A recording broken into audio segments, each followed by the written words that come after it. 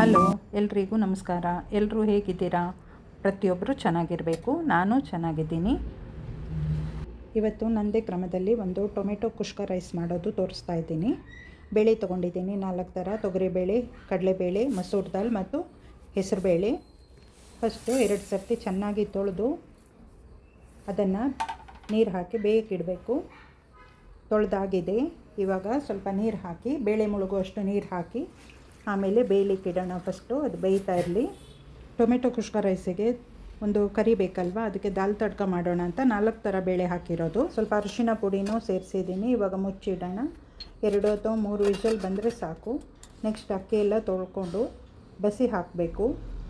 ಯಾಕೆಂದರೆ ನೀರೆಲ್ಲ ಇಳಿಬೇಕದು. ಜಾಸ್ತಿ ನೀರಿನ ಅಂಶ ಇದ್ದರೆ ಚೆನ್ನಾಗಿರಲ್ಲ, ಅಕ್ಕಿ ಒಡೆದೋಗುತ್ತೆ. ಮಧ್ಯದಲ್ಲೇ ಎಳ್ನೀರಿತ್ತು, ಅದನ್ನು ಕುಡಿತಾ ಇದ್ದೀನಿ, ವೇಸ್ಟ್ ಮಾಡಬಾರ್ದು ಅಂತ. ಅದಕ್ಕೆ ಸ್ವಲ್ಪ ಸಬ್ಜಾ ಸೀಡ್ ಹಾಕಿ ಕುಡಿದ್ರೆ ಇನ್ನೂ ಚೆನ್ನಾಗಿರುತ್ತೆ. ಬೇಸಿಗೆ ಕಾಲ ಇದು, ಹಳೆ ವಿಡಿಯೋ. ಬೇಸಿಗೆ ಕಾಲದಲ್ಲಿ ಇದೆಲ್ಲ ಕುಡಿಯೋದು ತುಂಬ ಚೆನ್ನಾಗಿರುತ್ತೆ. ಹಸಿಮೆಣಸಿನ್ಕಾಯಿ ತೊಗೊಂಡಿದ್ದೀನಿ, ಅದನ್ನೆಲ್ಲ 2 ಭಾಗ ಮಾಡಿ ಇಟ್ಟಿದ್ದೀನಿ. ಈರುಳ್ಳಿದು ಆ ಮೇಲೆ ಭಾಗ ಇದೆಯಲ್ಲ, ಅದನ್ನ ಕಟ್ ಮಾಡಿ ತೆಗಿತಿದ್ದೀನಿ. ಸ್ವಲ್ಪ ಈ ಥರ ಕಟ್ ಮಾಡಿ ಇಟ್ಕೊಳ್ಬೇಕು. ಉದ್ದುದ್ದಕ್ಕೆ ಕಟ್ ಮಾಡಿದರೆ ಚೆನ್ನಾಗಿರುತ್ತೆ. ಕ್ಯಾಪ್ಸಿಕಮ್ಮು ತೊಗೊಂಡಿದ್ದೀನಿ, ಉದ್ದುದ್ದಕ್ಕೆ ಕಟ್ ಮಾಡ್ಕೊಳ್ತಾ ಇದ್ದೀನಿ. ಕ್ಯಾಪ್ಸಿಕಮ್ ಎಲ್ಲ ಕಟ್ ಮಾಡಿ ಆಗಿದೆ. ಟೊಮೆಟೊ ನೋಡಿ, ಈ ಥರ 4 ಭಾಗ ಮಾಡಿ ಆ ಬಿಳಿ ಭಾಗ ಮೇಲಿಂದು ತೆಗೆದಿದ್ದೀನಿ. ಮತ್ತು ಮಿಕ್ಸಿಗೆ ಹಾಕಿ ಪ್ಯೂರಿ ಮಾಡ್ಕೊಳ್ಬೇಕು. ಇವಾಗ ಟೊಮೆಟೊ ರೈಸಿಗೆ ದಾಲ್ ತಡ್ಕ ಸೂಪರ್ ಕಾಂಬಿನೇಷನ್ನು. ಹಾಗಾಗಿ ನಾನು ಈ ಥರ ಮಾಡ್ತಾಯಿದ್ದೀನಿ. ತುಂಬ ಸುಲಭ ಮಾಡೋದು, ಹೆಚ್ಚು ಖರ್ಚು ಇರಲ್ಲ, ಸಿಂಪಲ್ಲಾಗಿ ರುಚಿಯಾಗಿರೋ ಒಂದು ಊಟ. ಮತ್ತು ನಾನು ಇಲ್ಲಿ ನೀರು ಕಾಯ್ಲಿಕ್ಕೆ ಇಟ್ಟಿದ್ದೀನಿ. ನೀರು ಕುದೀತಾ ಇರಲಿ. ಇಲ್ಲೆಲ್ಲ ಒಗ್ಗರಣೆ ರೆಡಿ ಮಾಡೋ ಅಷ್ಟೊತ್ತಿಗೆ ನೀರು ಕಾದಿರುತ್ತೆ. ಇವಾಗ ಸ್ವಲ್ಪ ಎಣ್ಣೆ ಹಾಕ್ಕೊಳ್ತಾ ಇದ್ದೀನಿ. ತುಂಬ ರಿಚ್ಚಾಗಿ ಮಾಡಲ್ಲ. ಆ ಎಣ್ಣೆಯಲ್ಲೇ ಗೋಡಂಬಿ ಎಲ್ಲ ಸ್ವಲ್ಪ ಹುರಿದು ಇಟ್ಕೊಳ್ತೀನಿ. ಗೋಡಂಬಿ ಲೈಟಾಗಿ ಕೆಂಪು ಕಲರ್ ಬರಬೇಕು. ಈ ಥರ ಇದ್ದಾಗ ಒಂದು ಬಟ್ಲಿಗೆ ತೆಗೆದಿಟ್ಕೊಳ್ತೀನಿ. ಮತ್ತು ಈ ವಿಡಿಯೋ ನೋಡ್ತಿರೋರು ಒಂದು ಲೈಕ್ ಕೊಟ್ಟು ಮರೆಯದೆ ಸಬ್ಸ್ಕ್ರೈಬ್ ಮಾಡಿಕೊಂಡು ವಿಡಿಯೋ ನೋಡಿ, ಎಲ್ಲೂ ಸ್ಕಿಪ್ ಮಾಡದೆ ವಿಡಿಯೋ ನೋಡಿ ಅಂತ ಕೇಳ್ಕೊಳ್ತೀನಿ. ಸಪೋರ್ಟ್ ಮಾಡಿ, ಶೇರ್ ಮಾಡಿ, ಬೆಲ್ ಐಕಾನ್ ಪ್ರೆಸ್ ಮಾಡೋದು ಮರಿಬೇಡಿ ಪ್ಲೀಸ್. ಇವಾಗ ಈ ರೀತಿ ಕಟ್ ಮಾಡಿ ಇಟ್ಟಿದ್ದೀನಲ್ವ ಕ್ಯಾಪ್ಸಿಕಮ್, ಅದನ್ನು ಸ್ವಲ್ಪ ಎಣ್ಣೆಯಲ್ಲಿ ಫ್ರೈ ಮಾಡಿ ಎತ್ತಿಟ್ಕೊಳ್ಬೇಕು. ಅದರ ಕ್ರಿಸ್ಪಿನೆಸ್ ಹಾಗೇ ಇರುತ್ತೆ. ನೋಡ್ತಿರೋರಿಗೆಲ್ರಿಗೂ ಧನ್ಯವಾದಗಳು. ಈ ರೆಸಿಪಿ ಎಲ್ರಿಗೂ ಇಷ್ಟವಾಗುತ್ತೆ ಅಂತ ಭಾವಿಸ್ತೀನಿ. ಇವಾಗ ಸ್ವಲ್ಪ 1 ಸ್ಪೂನಷ್ಟು ಸೋಂಪು ಹಾಕ್ಕೊಳ್ತಾ ಇದ್ದೀನಿ. ಸೋಂಪು ಸ್ವಲ್ಪ ಚೆನ್ನಾಗಿ ಹುರ್ಕೊಳ್ಬೇಕು, ಜಾಸ್ತಿ ಅದು ಕಪ್ಪಾಗಬಾರ್ದು. ಹಸಿಮೆಣಸಿನ್ಕಾಯಿ ಹಾಕ್ಕೊಳ್ತಾ ಇದ್ದೀನಿ. ಮೆಣಸಿನ್ಕಾಯಿ ಈ ಥರ ಹುರ್ಕೊಳ್ಳೋದ್ರಿಂದ ಗ್ಯಾಸ್ಟ್ರಿಕ್ ಪ್ರಾಬ್ಲಮ್ ಆಗೋಲ್ಲ. ಹಾಗಾಗಿ ಫಸ್ಟೇ ಎಣ್ಣೆಗೆ ಹಾಕಿ ಹುರ್ಕೊಳ್ಳೋದು. ನಂತರ ಈರುಳ್ಳಿ ಹಾಕಿ ಸ್ವಲ್ಪ ಕೆಂಪಾಗೋವರೆಗೂ ಹುರ್ಕೊಳ್ಬೇಕು. ಎಣ್ಣೆಯಲ್ಲಿ ಒಂಚೂರು ಬೇಯಬೇಕದು. ನಂತರ ಇವಾಗ ಮಸಾಲೆ ಹಾಕ್ತಾಯಿದ್ದೀನಿ. 1 ಸ್ಟಾರ್ ಹೂವು, ಚಕ್ಕೆ, ಲವಂಗ, 2 ಪಲಾವ್ ಎಲೆ, ಏಲಕ್ಕಿ 2 ಅಥವಾ 3, ಮತ್ತು ಬೇಕಾದರೆ ಒಂದು 7-8 ಕಾಳು ಮೆಣಸು ಹಾಕ್ಕೊಳ್ಬೋದು. ನಾನು ಹಾಕಲಿಲ್ಲ, ಸಮ್ಮರ್ ಅಲ್ವಾ ಅಂತ ಹೇಳಿ ಹಾಕಲಿಲ್ಲ. ಸ್ವಲ್ಪ ಅರಿಶಿನ ಪುಡಿ, ಆಮೇಲೆ 2 ಟೀ ಸ್ಪೂನು ಇದಕ್ಕೆ ಬಿರಿಯಾನಿ ಮಸಾಲ ಪೌಡ್ರ್ ಹಾಕಿದ್ದೀನಿ. ಮತ್ತು ಅರ್ಧ ಟೀ ಸ್ಪೂನು ಜೀರಿಗೆ ಪೌಡ್ರು ಹಾಕಿದ್ದೀನಿ. ಒಳ್ಳೆ ಪರಿಮಳ ಬರುತ್ತೆ. ಈ ಥರ ಎಣ್ಣೆಗೆ ಹಾಕಿ ಹುರ್ಕೊಳ್ಳೋದ್ರಿಂದ ಒಳ್ಳೆ ಪರಿಮಳ ಬರುತ್ತೆ. ಇವಾಗ ಟೊಮೆಟೊ ಪ್ಯೂರಿ ಹಾಕ್ಕೊಂಡು ಚೆನ್ನಾಗಿ ಅದನ್ನು ಬೇಯಿಸ್ಕೋಬೇಕು. ಎಣ್ಣೆಯಲ್ಲೇ ಬೇಯಿಸ್ಕೋಬೇಕದು. ಸ್ವಲ್ಪ ಎಣ್ಣೆ ಬಿಡೋವರೆಗೆ ಬೇಯಿಸಬೇಕು. ನಂತರ ಒಂದು 2 ಟೀ ಸ್ಪೂನ್ ಆಗುವಷ್ಟು ಶುಂಠಿ ಬೆಳ್ಳುಳ್ಳಿ ಪೇಸ್ಟ್ ಹಾಕಿದ್ದೀನಿ. ಒಳ್ಳೆ ಪರಿಮಳ ಬರುತ್ತೆ. ಈ ರೀತಿ ಮಸಾಲೆ ಮಿಕ್ಸ್ ಮಾಡಿಕೊಂಡ್ರೆ, ಬೇಯಿಸ್ಕೊಂಡ್ರೆ ಒಳ್ಳೆ ಪರಿಮಳ. ರುಚಿಗೆ ಬೇಕಾದಷ್ಟು ಉಪ್ಪು ಹಾಕ್ಕೊಳ್ಬೇಕು. ಬ್ರೇಕ್ಫಾಸ್ಟಿಗೆ, ಲಂಚ್ ಬಾಕ್ಸಿಗೆ, ಮಧ್ಯಾಹ್ನದ ಊಟಕ್ಕೆ ಎಲ್ಲ ಈ ರೈಸ್ ತುಂಬ ಚೆನ್ನಾಗಿರುತ್ತೆ. ಆರಾಮಾಗಿ ಊಟ ಮಾಡ್ಬೋದು. ಮೈಲ್ಡಾಗಿರುತ್ತೆ, ಹೆಚ್ಚು ಖಾರ ಇರಲ್ಲ. ಇವಾಗ ಸ್ವಲ್ಪ ಕೊತ್ತಂಬರಿ ಸೊಪ್ಪು ಆ ಮಸಾಲೆಗೆ ಮಿಕ್ಸ್ ಮಾಡ್ಕೊಂಡಿದ್ದೀನಿ. ಒಳ್ಳೆ ಪರಿಮಳ ಬರುತ್ತೆ, ಟೇಸ್ಟು ತುಂಬ ಚೆನ್ನಾಗಿರುತ್ತೆ.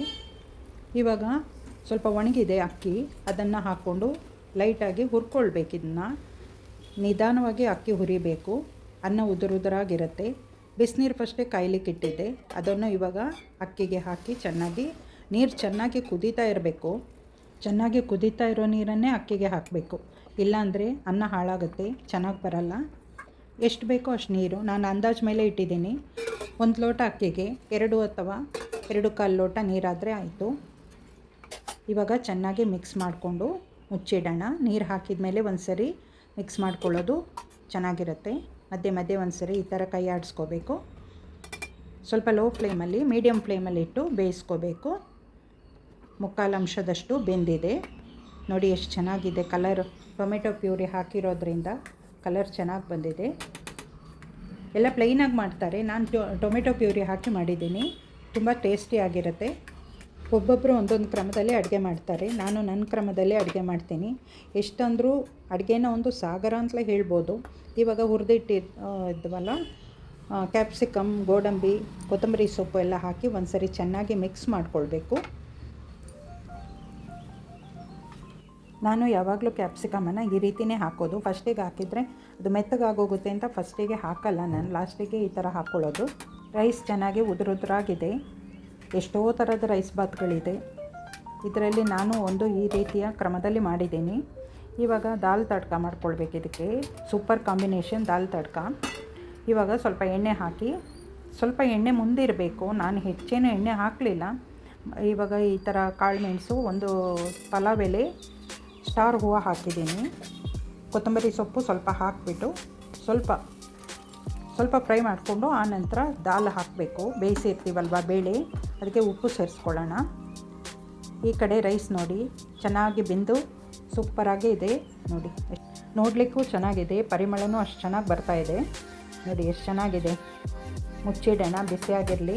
ಈ ಕುಷ್ಕ ರೈಸ್ ಮಾಡಿದ ಕ್ರಮ ನಿಮಗೆ ಇಷ್ಟ ಆಯಿತು ಅಂದರೆ ಕಮೆಂಟ್ ಸೆಕ್ಷನ್ನಿನಲ್ಲಿ ಬರೆಯೋದನ್ನು ಮಾತ್ರ ಮರಿಬೇಡಿ. ಹೇಗಿತ್ತು ಅಂತ ಹೇಳಲೇಬೇಕು ನೀವು.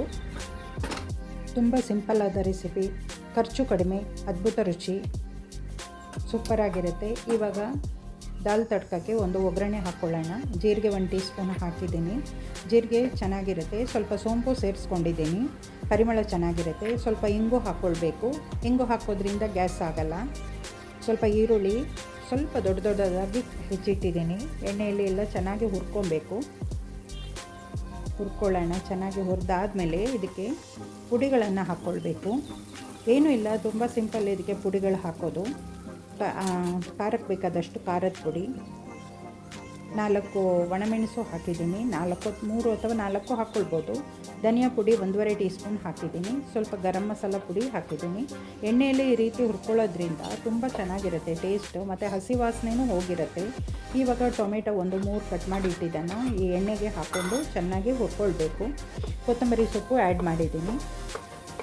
ಎಲ್ಲ ಸ್ವಲ್ಪ ನೀರು ಹಾಕ್ಕೊಂಡು ಸ್ವಲ್ಪ ಬೇಯಿಸ್ಕೋಬೇಕು. ಒಂದೊಂದು ಟೊಮೆಟೊ ಗಟ್ಟಿ ಇರುತ್ತೆ, ಹಾಗಾಗಿ ಸ್ವಲ್ಪ ನೀರು ಸೇರಿಸ್ಕೊಂಡು ಅದು ಟೊಮೆಟೊ ಮೆತ್ತಗಾಗುವವರೆಗೂ ಬೇಯಿಸ್ಕೊಳ್ಬೇಕು. ಒಗ್ಗರಣೆ ಎಲ್ಲ ಚೆನ್ನಾಗಿ ರೆಡಿ ಆಗಿದೆ. ಇವಾಗ ದಾಲಿಗೆ ಸೇರಿಸ್ಕೊಳ್ಳೋಣ. ಸೂಪರಾಗಿರುತ್ತೆ. ಇದಕ್ಕೆ ಸ್ವಲ್ಪ ತುಪ್ಪನೂ ಸೇರಿಸ್ಕೊಂಡಿದ್ದೀನಿ. ಬೇಕಾದರೆ ಒಂದು ಅರ್ಧ ನಿಂಬೆಹಣ್ಣು ಹಿಂಡಿ ಹಾಕ್ಕೊಳ್ಬೋದು. ಈ ಕ್ರಮದಲ್ಲಿ ಮಾಡಿದ ಅಡುಗೆ ಎಲ್ರಿಗೂ ಇಷ್ಟವಾಯಿತು ಅಂತ ಭಾವಿಸ್ತೀನಿ. ಇಷ್ಟವಾದರೆ ಮನೆಯಲ್ಲಿ ಒಂದು ಸರಿ ಟ್ರೈ ಮಾಡಿ, ಬೇರೆಯವರಿಗೂ ಶೇರ್ ಮಾಡಿ. Thank you. Respect you all. Take care. Bye. See you in next video.